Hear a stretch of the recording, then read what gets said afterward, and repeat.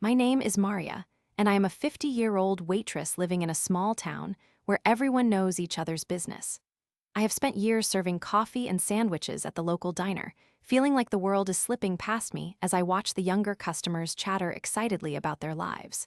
I put on a brave face, but deep down, I often wonder if I made the right choices in life. My husband, David, and I have been married for over 20 years. We once had dreams of traveling the world, but time has a way of dulling ambitions. The spark that ignited our love has long faded, and as I look at David, I see a man who has become a stranger to me.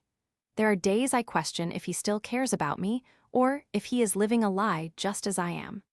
I push those thoughts aside because I believe in devotion, and I think I can help him rediscover his love for me.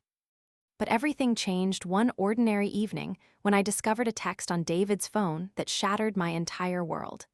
I had picked up his phone to show him a funny video, but as I unlocked the screen, I saw messages exchanged with a woman named Lisa. My heart sank, and the air felt as if it were being sucked out of the room. Reading his words of affection to someone else made me feel like I had been ripped open, my insides spilling out for everyone to see. I confronted him right there, but he denied it, stating that she was just a friend and that I was being overly dramatic. My heart screamed, "Why would you need to tell her things you do not tell me?" As he continued to look me in the eyes with hollow lies, I could feel my world shake like an earthquake. His stories were wearing thin, and anger began to replace hurt in my heart. I felt like a fool. This was not the man I had built my life with, and I was determined to put an end to this deception.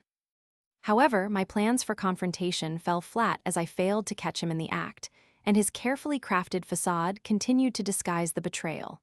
I decided to take matters into my own hands, carefully plotting a way to expose him.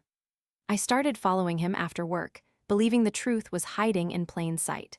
But instead of finding proof of his infidelity, I stumbled into a web of unexpected challenges. One night, I parked my car a few blocks away from his office, determined to catch him unawares. As I nervously waited, my heart raced at the thought of what I might discover. But when David finally stepped out, he was alone, not with that woman but with a group of coworkers heading to a bar, their laughter echoing through the dark. I felt a wave of humiliation wash over me. I thought I was losing my mind, imagining things that weren't real. However, the feeling of betrayal persisted. I returned home that night, drowning my sorrows in a bottle of cheap wine, frustration boiling inside me as I thought about how to reveal David's lies. My heart felt heavy each day, and I was haunted by insecurity. I began to go deeper into my search for the truth, online digging, searching through social media accounts of friends I barely knew.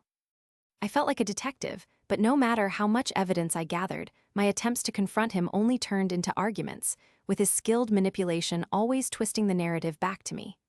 Each time I tried to unveil his betrayal, he made me feel defensive and paranoid. I hit what felt like rock bottom during one evening when I stumbled upon their photos together online, her arms wrapped around him, twinkling like sunshine. It felt personal, and I was crushed. At that moment, I believed that love was just a fairy tale, and maybe I was never meant to be happy. Through this cloud of despair, I knew I needed to regain my sense of self and seek justice, not just for me, but for anyone else who might face the same betrayal.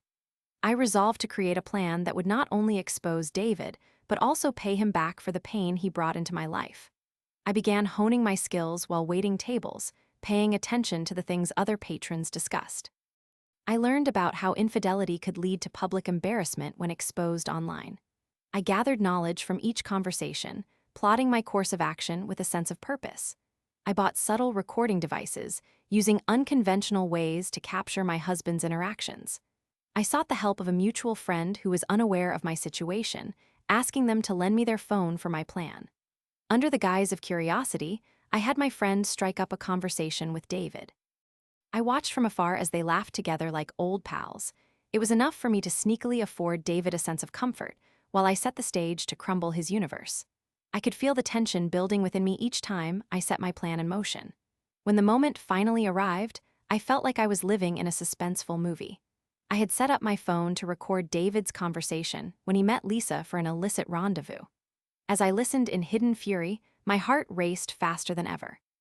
They spoke about love, dreams, and plans for the future as if I were a mere shadow in their lives. Betrayal seethed through my veins as the clock ticked down.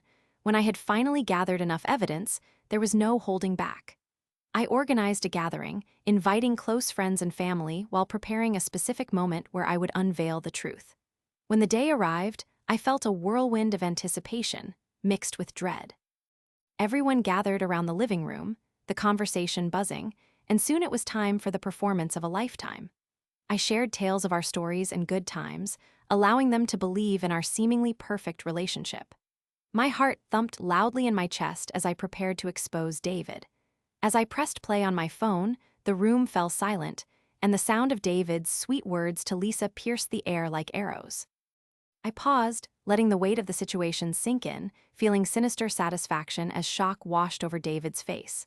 The uncomfortable silence shattered when whispers started, confusion mounting. I could see disbelief in my friend's eyes. I felt empowered, relishing each moment as David stammered and backpedaled, trying to explain himself away. It was like a twisted version of justice unfolding before me. In that moment, I finally felt free, unburdened by years of unspoken pain and rejection. In the aftermath, relationships shifted. Friends who once admired him now cast judgment, while I gained allies who rallied around me in support. As I walked away from that night, hand in hand with my self-respect, I felt like a broken man was finally defeated, his lies no longer holding power over me. Time passed, and while David's world crumbled around him, I started to piece my life back together, filling it with activities I had put off for too long. I picked up painting, expressing all the emotions that once tethered me down. My life began to blossom in ways I never imagined. I embraced this new normal, where I found strength and beauty in the chaos. Yet, a surprise landed on my doorstep a few months later when Lisa, that woman who had unknowingly fueled my journey, reached out to me. I was hesitant but agreed to meet her for coffee. To my surprise, I found a kindred spirit in her, someone who had also been deceived. We shared laughter and tears, and together we formed a bond over our reclaimed independence. In the end, my quest for revenge had turned into a friendship, and I realized that sometimes, embracing the chaos leads to unintended beauty. Life is unpredictable, but I learned through my heartbreak that regaining power might mean discovering the honesty buried within the pain. Who could have known that my journey would not just be about unearthing lies, but also about building a new life and friends along the way?